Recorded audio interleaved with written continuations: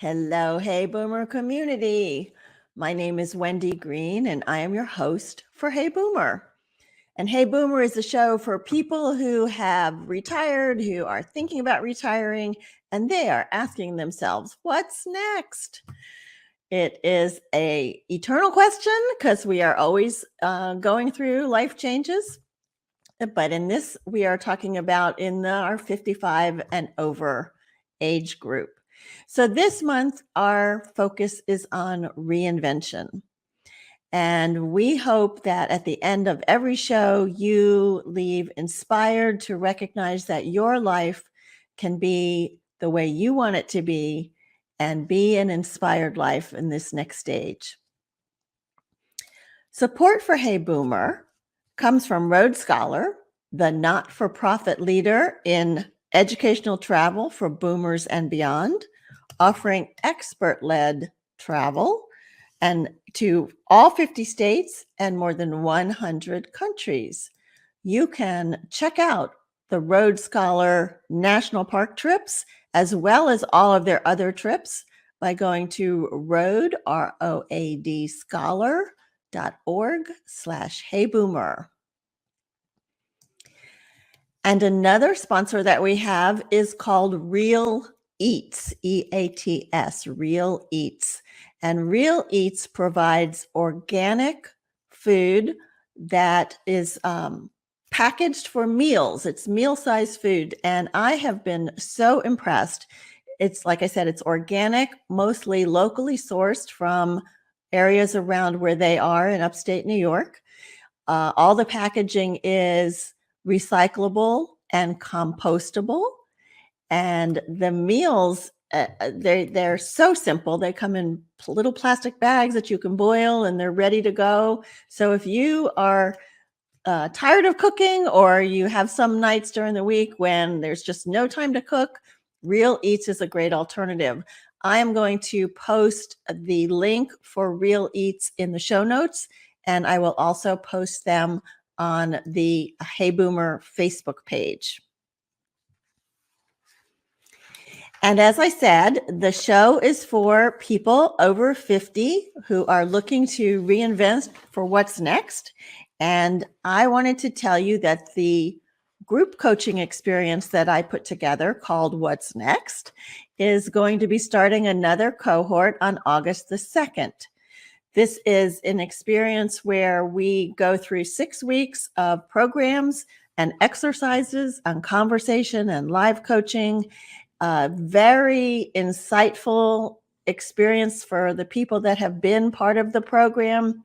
And you leave there with a 6-month and a 12-month plan to kind of get you kickstarted into this next chapter of your life. Obviously, everything is always revisable, but it's a great way to start to think and look back. So if you're interested in that, let me show you how to reach out for that. You can email me at wendy@heyboomer.biz, or you can check out the Facebook, the website at heyboomer.biz/coaching. And then we can chat, 20-minute free conversation just to kind of see where you're at, to get to know each other and see if it makes sense for you. So I am ready for some never too old stories. Are y'all ready for some never too old stories? Everybody likes those. So my first story is about a Tough Mudder race, M-U-D-D-E-R. Have you ever heard of it? Tough Mudder races include obstacles like giant ice baths, a dash through 10,000 volts of electricity, and climbing up a 12-foot ladder. Not something I want to do. But 83-year-old Mildred Wilson of Missouri, who is better known as Muddy Mildred, completed her 3rd Tough Mudder course last month. Mildred holds the title for the oldest person to complete a 5K Tough Mudder. Her son was a Tough Mudder competitor, and Mildred went as part of his pit crew on one of his races. She loved it and told him that she wanted to try. So to begin training for this, she went to the YMCA and told them she needed to strengthen her upper arms in order to be able to complete the course and climb over all the stuff she has to climb over. So Mildred's advice for anyone who is older that might want to do something like this, anybody listening want to do a Tough Mudder? Well, she says, I think you can do just about anything you plan for and want to do if you have the desire and determination. Her son runs alongside her as her pit crew when she is competing. Mildred only competes in Missouri, but her son Dani does travel to Tough Mudders and other locations. So you can do anything you want to do, according to Mildred, if you have the desire and determination. My second never too old story is about the women of Gee's Bend, which is a small, remote Black community in Alabama. And they have created hundreds of quilt masterpieces dating from the early 20th century to the present. And they have a book, Gee's, Gees, Gee's Bend, The Women and Their Quilts, tells the story of this town and its art. Gee's Bend quilts carry forward an old and proud tradition of textiles made for home and family. They represent only a part of the rich body of African American quilts, but they are in a league by themselves. Few other places can boast the extent of Gee's Bend's artistic achievement, the result of both geographical isolation and an unusual degree of cultural continuity. In few places elsewhere have works been found by 3 and sometimes 4 generations of women in the same family, or works that bear witness to visual conversations among community quilting groups and lineages. Gee's Bend art also stands out for its flair. Quilts composed boldly and improvisationally in geometries that transform recycled work clothes and dresses, feed sacks, and fabric remnants. The economic benefits for the quilters, however, was minimal, but now, thanks to a foundation established in their honor, the seamstresses are able to earn a living wage making their quilts. Sometimes when you're laying down and you're sleeping, you have a good idea and a thought just comes into your mind and you just get up and you just do it, says Gee's Bend quilter Stella Mae Petway, who's 70. That's what happens when you're feeling inspired about what's next.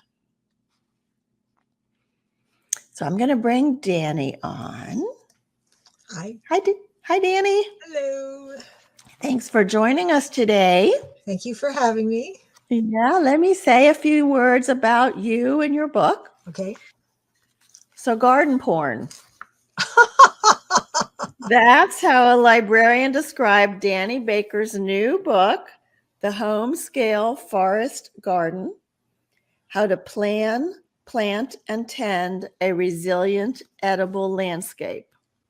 And it is indeed garden porn because of the photographs, which are not only beautiful, but they also offer a sensuality that exposes you to the intimate nature of some of the plants and the pollinators that inhabit the Enchanted Edible Forest. We're going to get into some conversation about the edible forest in the book, but I also want to talk to Dani about reinvention she went through when she left her practice as a clinical psychologist. Right.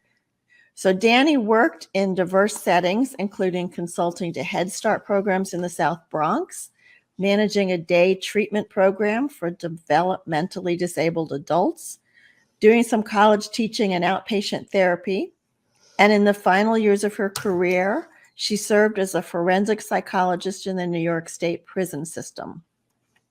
She also pursued a side business as a nature photographer, hence the garden porn pictures in her book. Oh, goodness. So she was wondering, like, what am I going to do when I retire? So she and her partner decided to buy a 102-acre dairy farm. And she tells me that they didn't expect to farm it. What were your thoughts when you bought this 102-acre dairy farm? Well, it wasn't an operating dairy farm. The farm had gone out of business as a dairy 50, 60 years before. It was just the land. So I thought maybe, I was very concerned about what I was going to do after I retired with my time. And I only had a very small lot in town where my house was, and I knew it just wasn't enough for me. So I thought 100 acres, I could wander around, maybe do a little landscaping, maybe have a couple of horses, and I'd have outdoor recreation. So we bought the property. That's a lot of land to go from a little It was. half-acre plot of land to 100 acres. It took a while for me to wrap my head around it. I would wander around. I'd sometimes get lost on the property because it was so vast in my experience, but I eventually figured it out. Yeah. And we weren't planning to be farmers at first. Okay. So you were a therapist. Right. And now you're like going to leave. Were you living in the city then as a therapist? A small town. A small town. Very close to the land, like 10 minutes away by car. Okay. So it wasn't like a major culture change. No. All right. But what kind of inspired you to think I need 100 acres? Well, I knew myself, and I knew that I don't do well with idle time. Like if you give me a beach vacation, where you lay on the beach, I'm depressed within 24 hours. I just knew for my mental health, I had to be busy. I had to feel productive in some way. So we bought the land, and I was still working. And we noticed some vestiges of the old farm, an old fence post here, an old piece of equipment there. And we took a class at the local cooperative extension called Building Your Small Farm Dream. My partner had a childhood dream of having an organic farm, and I always enjoyed gardening vegetables. So we decided to try our hand at farming, and we did it for a year. We grew some vegetables; they sold well, and we decided to expand the garden. And then I realized this is the answer to my retirement dilemma of what am I going to do with my time? Because when you're a farmer, you don't have any extra time. You're busy 24/7. So it was like problem solved. So we developed the farm, and we eventually added animals and expanded the garden. And then in the 7th year. Well, wait, before you get there. Okay. I know. So you had some experience with growing crops and trees and stuff as a child. Would you talk to me about that? Sure. Well, when I was 5 or 6, my parents bought a newly built house that was built on half an acre that had been a cornfield. So there was no landscaping at all. It was just in sod. And I was the oldest child. This was the 50s. So my father, who had had a heart attack when we were preschoolers, in those days, they told men, just take it easy for the rest of your life when they had a heart attack. So he didn't do any physical labor. And my mother was a very petite woman. So I got the job of digging the holes for all the trees and turning over the sod for all the vegetable garden and all the flower gardens, and then tending all those things for the next several years until we moved to a city when I started high school, when I was around 13. So from around 6 to 13, I worked very hard at that, and I loved it. And you loved it. So Yes. that is something that you talk about in your book, and I talk about with my clients, is that a lot of times when we look back at our childhood and things that we loved then, we find an answer for what's next. Yeah. Are you finding that's true?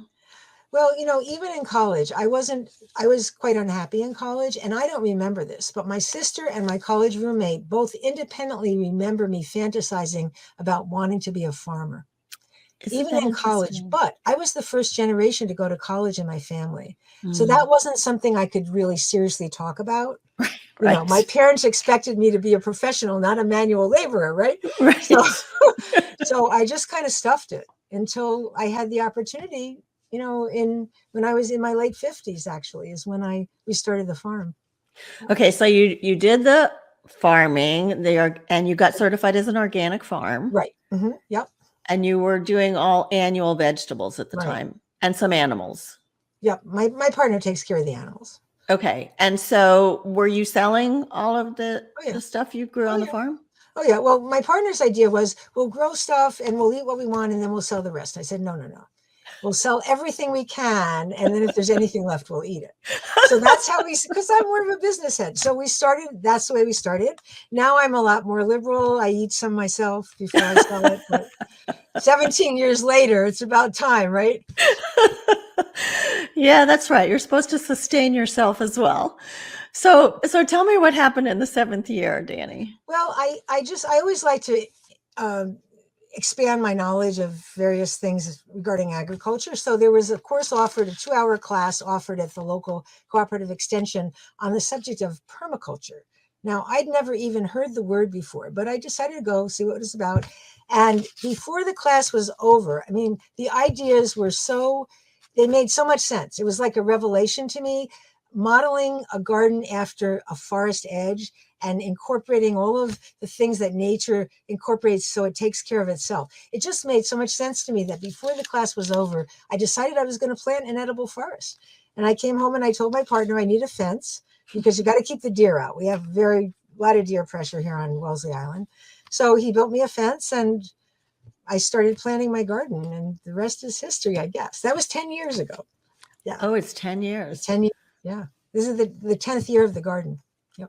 So you're not doing the annual vegetables well, anymore? I was doing both, and as a result, the weeds kind of got away from me in both venues. Because I had two full-time jobs with the annual vegetables. Now I had 4 full-time jobs with the edible forest. So it was kind of. But this year, because of the book and the time I'm going to be spending marketing it, I cut back by about 3/4 my annual vegetables, which I had wanted to do for years, but I didn't dare do it because the vegetables are what support the farm. Really? So, yeah, but now I have income from the book, so I can get rid of the vegetables, or most of them. I have enough for us and for the stand, and for sell to a restaurant now and then. I have enough. And are you growing food you can sell in the edible forest? So much of it. In fact, I just had a big order from a local restaurant, first order of the season, because this is a seasonal area. And I harvested about 12 different kinds of herbs for him from the edible forest and berries, honeyberries. Really? Yep. So are you doing this by yourself, Dani, or do you have help? I don't have any hired help. I have an occasional volunteer who helps me, but years ago, Dave and I decided we had a couple who were supposed to come and stay 2.5 months, and they stayed like a week and left. And at that point, we decided we're not going to rely on volunteers. We're going to, whatever we take on, we're going to be able to do it just the 2 of us. And if we happen to have volunteers, that's when we can do the extra stuff. Wow. So Dave and I pretty much managed the whole thing ourselves. Yes. Okay. So that's a lot of work, right? So tell me about your day. You get up in the morning and what goes on? I get up around 4 a.m. Okay. I meditate for 30 minutes. Then I take a walk. Got to get my 7,000 steps in. Then I do a weightlifting routine. Then I do a yoga class. Now it's 7 o'clock. If I have time, like this morning, I had time in between. I harvested. And then I have breakfast. And then I actually have a volunteer living in at the moment. So she and I spent some time. What did we do first? Oh, we started the drip irrigation, and we put a huge row cover over my winter squash crop so the cucumber beetles don't get to it.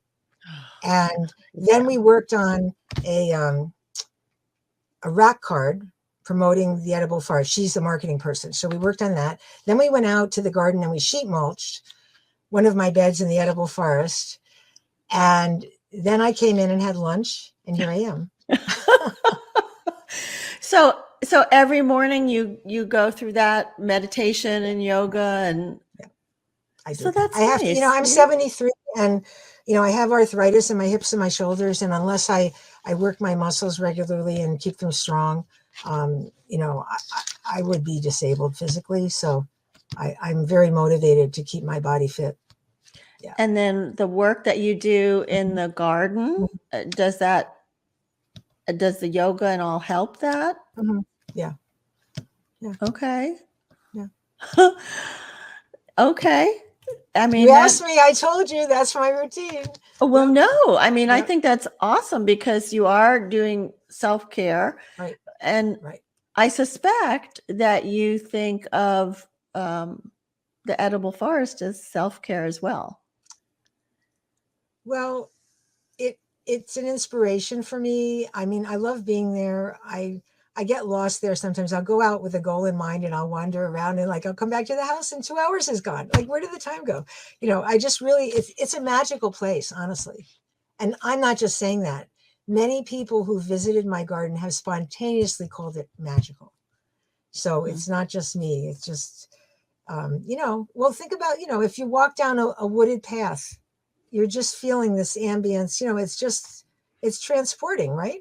Yeah. So that's what my Yeah. garden's like.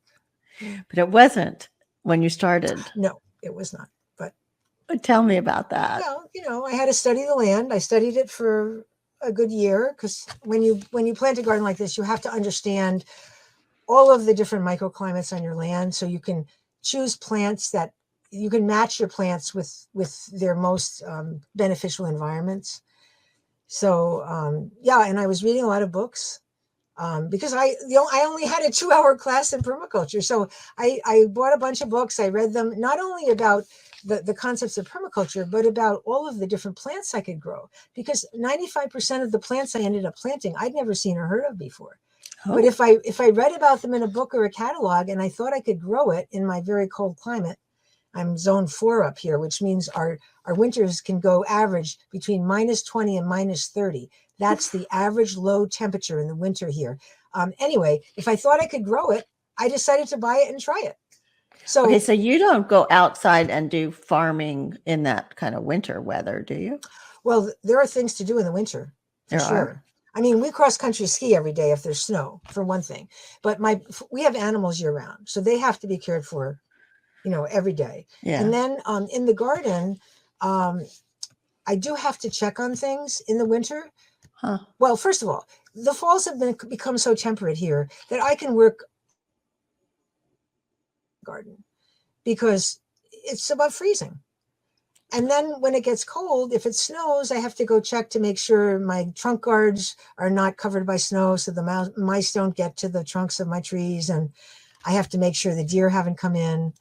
And Oh. I also like, sometimes it's fun to wander around in the winter and just take photos of like fox tracks or interesting branches of a bush or a tree or some wildlife So there's you reminded me of the photos, but go into a little bit more explanation about what permaculture means, what that is. Okay. Well, permaculture is very broad. I mean, it's I don't want to I really can't tell you what all that means, but I can talk about how it applies to growing things. Okay. So basically you're modeling your garden after nature. So you're building in plants that supply all the nutrients that your food bearing plants need, because in nature nobody fertilizes, right? That's The true. trees Yeah. and the bushes have berries with no help from anybody. Okay. And then you build in other plants that suck up nutrients from the subsoil. Besides nitrogen, all the other nutrients become available when the leaves of those plants die down in the winter and decay and provide those to the other plants around. And then you have lots of flowering plants that attract your pollinators, but also beneficial insects that will prey on the bad bugs, the ones that you don't want, the ones that like caterpillars, the ones that eat your vegetables, right? Or Right. Those the squash leaves of your bugs. trees, right? So you invite those in by having plants that attract them. And then you also attract wildlife. So frogs, snakes, birds, toads, newts, anything, spiders, all the beneficial bugs too, that will help keep things in balance for you. So you're not going to, I mean, we're certified organic anyway, but you don't even organic, even stuff that's approved by organic, you're not going to need to fertilize, you're not going to need to spray, you're not going to need to use fungicides, none of that. It takes care of itself. And you build it mirrors a forest edge. So not only do you build horizontally, but you build vertically. So you're going to use all the vertical space. So in my garden, I have trees that might grow to be 100 feet tall eventually. And then I have the understory, which is mostly fruit trees from maybe 10 to 30 feet. Then your shrub layer, then your herbaceous. Those are plants that die down in the fall and grow again in the spring. And your ground covers, root plants and vines, and even mushrooms. Wow. So all of that. And you say that this is the home scale forest garden. Right. So I think I mentioned to you, I have a fig tree, I have butterfly bushes, I have some strawberry plants, but they're all kind of in different parts. You know, I have a small lot. How big is it? Do you know? Like eighth of an acre? Maybe a quarter of an acre. Oh, that's not a small lot to me. Oh. No, that's lots of space to grow stuff. But they're all scattered around. I mean, I don't know how to. Well, what do you have along your foundations? I have the butterfly bushes. I have the wildflowers there. The fig trees in the back and the strawberries are in the back. Well, you could do, I mean, home scale means it can be just around your house. So you can do a foundation planting if you have a 20-foot long foundation. I have one bed in my garden as a demonstration where I have all 7 layers in 20 feet, 20 by 6. Really? Oh, yeah. I mean, if you don't have the overhead space, that's okay. You can just go up to the shrub layer, or you can have a dwarf tree. That's cool. In your front or backyard, you could have one fruit tree surrounded by other like berry bushes and some herbs, that edible greens, there are many perennial vegetables that you plant once and they come back for you every year. Like, you know, you can plant spinach every year, or you can grow good King Henry. You plant it once, it's like spinach. And I was cutting it in April. And I didn't plant it this year. I planted it 3 or 4 years ago. There's Turkish rocket, which simulates like a broccolia that comes back year after year. There's something called sea kale, if you like kale. So do these perennial vegetables not need as much sun as the annuals? You know, that's a good question. Some of them can take some shade. Absolutely.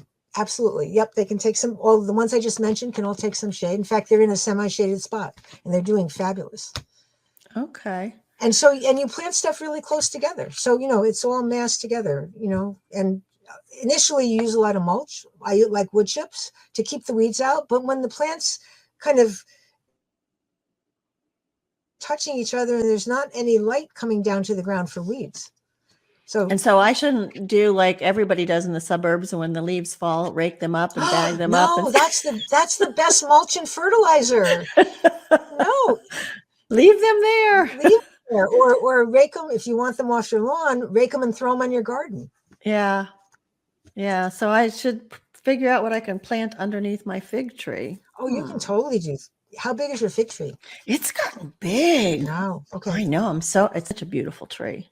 Well, if you look at my book, you might get some ideas. Yes. Well, I put under there. I haven't looked all the way through it, but I love it. So tell me about the photography. How did you get involved in that? Well, Dave and I took a trip to Costa Rica. This was this is back in, I think, 99. And we're in some building and there's an owl sitting up on a ledge. And I said, I wish I had a zoom. I wish I had a zoom, because I just had a little point and shoot. I wish I had a zoom. And that Christmas, Dave bought me a fancy camera. Yeah. So I had a camera. And then I'm driving to work one day with one of my prison facilities, and in a culvert, this is like March, on the side of the road, you can still see snow. There's a family of foxes sitting there. A mother fox and 3 babies. So I'm in my car. I let go of the wheel. I'm like this because I have my camera with me all the time. And I'm trying to get a shot of these foxes. Meanwhile, there's a tractor trailer behind me. I didn't even know it. And you know, he's like, anyway. And I looked at the photo and it was actually a wonderful. They were looking at the tractor trailer. So they were all looking in this. All the foxes were kind of like they were posed. So I called it Fox Family Portrait. And the people at the facility, it was right near the prison. It was a family that the superintendent had been feeding. So a lot of people knew about the foxes. So I printed up some 8x10s and I sold 20 copies of this fox picture. So that kind of inspired me. And I always enjoyed nature. So I did a lot of nature photography and I just had my camera with me all the time. So on the way to work when the sun was rising, on the way home when the sun was setting, those are the best times of day to take photos. I just take, and it took no time. I had some artistic talent, but I didn't have time to devote to painting or sculpture or anything like that. So this way I could exercise that creativity in 2 seconds. Hop out of the car, take the shot, and get back in the car. And the trick to being a successful photographer is you have to edit yourself mercilessly.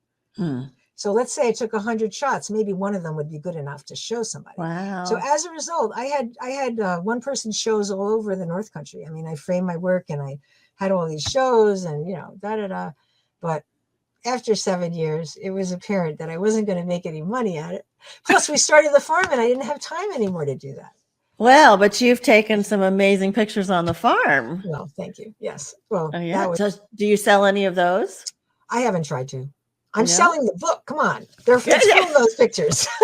Actually, that's one of the things that sells the book because people flip through it and it's so beautiful. It's like irresistible, So that's my story about photography. So, yeah. So you're still playing with that. You're still playing. Well, it's a way for me to exercise my, whatever innate talent I have. I'm very good at composition. I don't know anything about the bells and whistles of the camera. I just set it on automatic and that's it.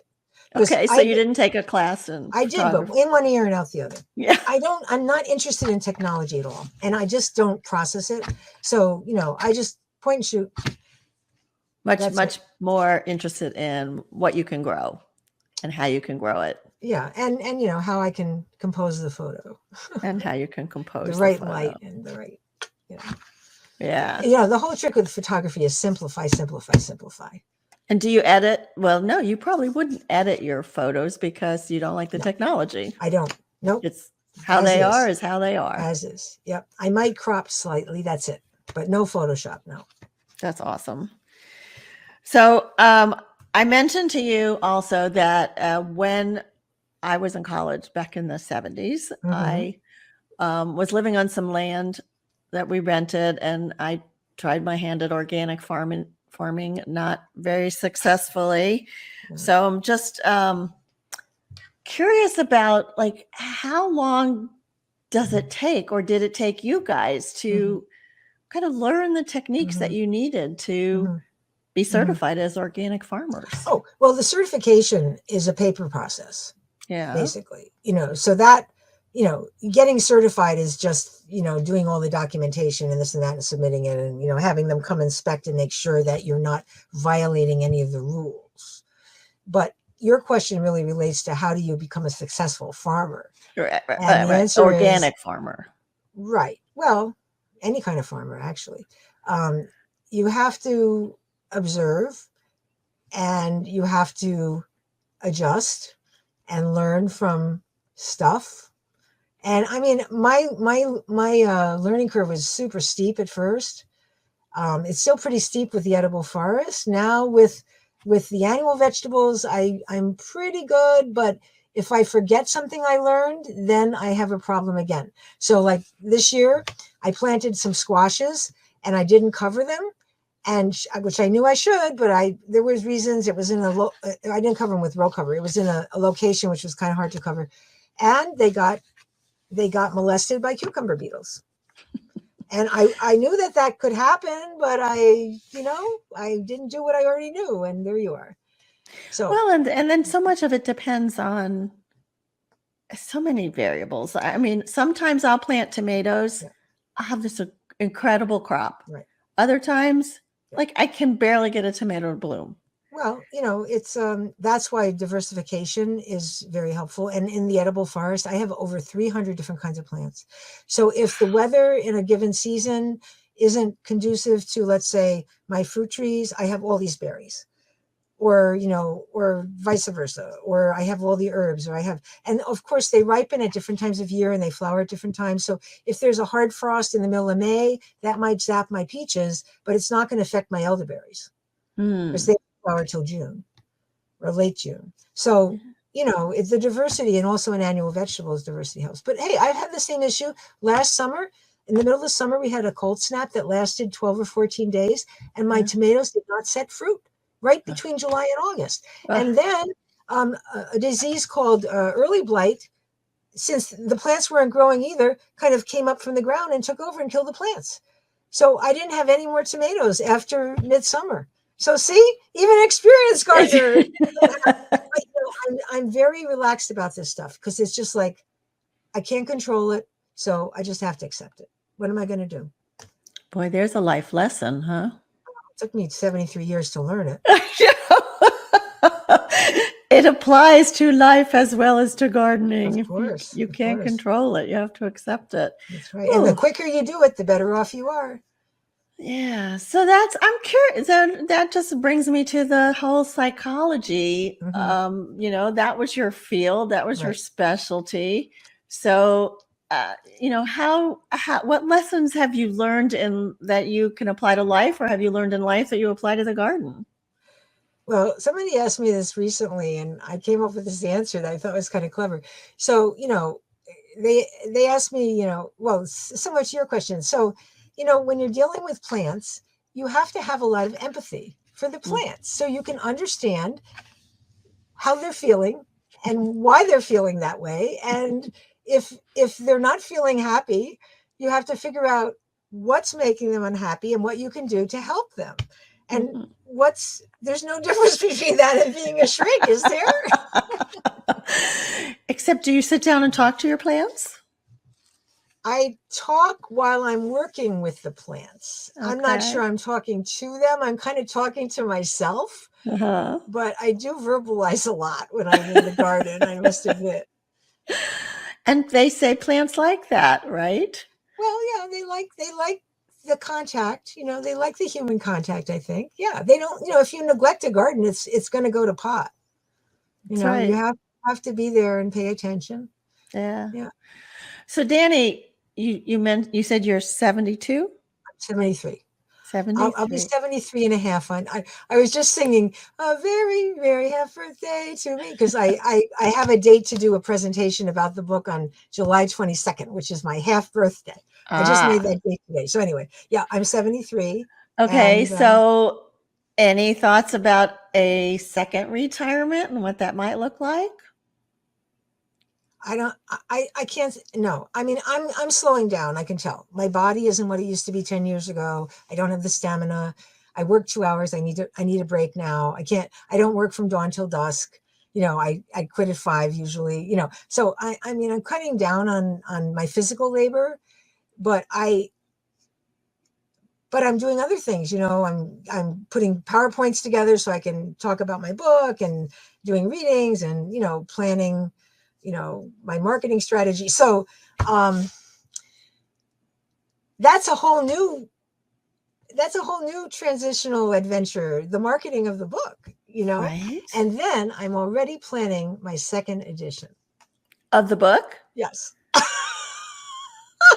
When did you have time to even write this book? Well, I was very disciplined about it. Any of you out there listening who want to be authors, I was very disciplined about it. First, I wrote the proposal and I had it accepted. I was invited actually to submit a proposal to the publisher. She heard me give a PowerPoint, and anyway, at a training convention for organic growers. So anyway, once the proposal was accepted, I negotiated a contract that only gave me 4 months to complete the entire manuscript. So I decided that I was going to write a chapter a week. I had 10 to go. I wrote 2 for the proposal. So I had 10 chapters to go, a chapter a week, which meant 1,800 words a day. So I'd get up at 3 or 4 in the morning. I'd do my routine. I'd start to write.